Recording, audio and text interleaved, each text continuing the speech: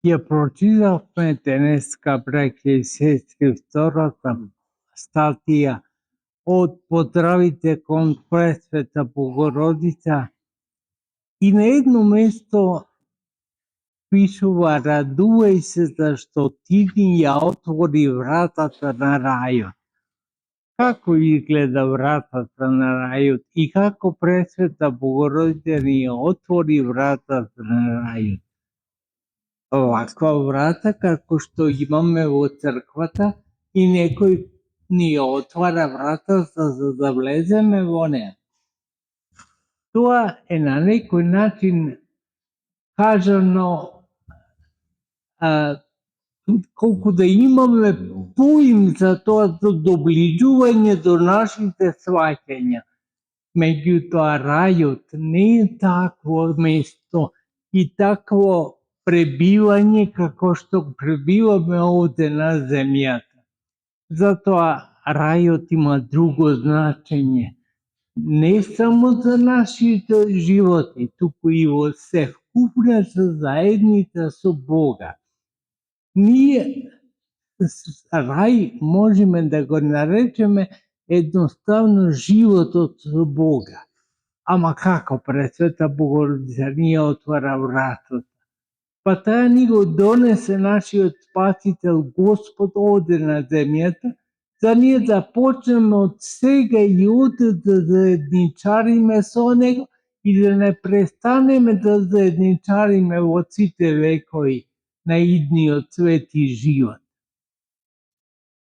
Тоа ни го направи, затоа се смета дека ни ги отвори вратите на рајот, зашто ни го донесе Христос.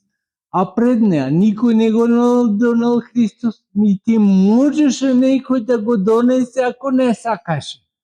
Пресвета Богородица само што сакаше, да не разбираше како е возможно син да се роди од чиста утроба и од чиста девојка.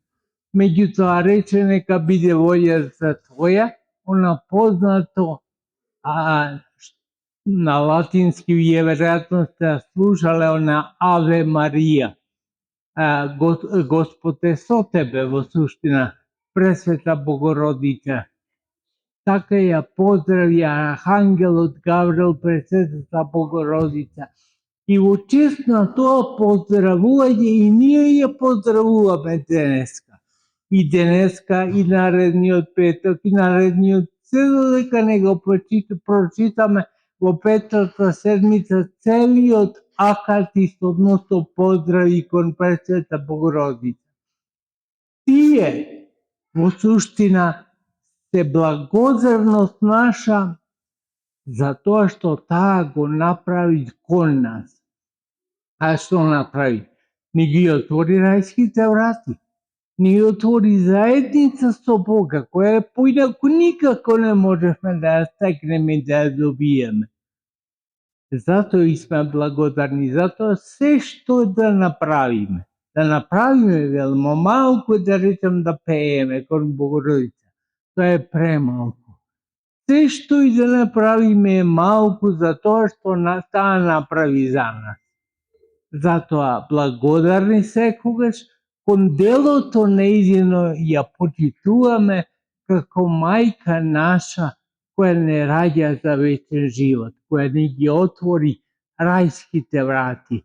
Нека Пресветата сите не држи во нејзиното крило, во нејзината прегратка. Нека не чува, нека не храни и нека биде со нас во сите дни на нашиот живот, а вие потрудете се да останете во таа прегратка, зашто содействува секогаш делото на спасението наше во вековите на вековите. Амин.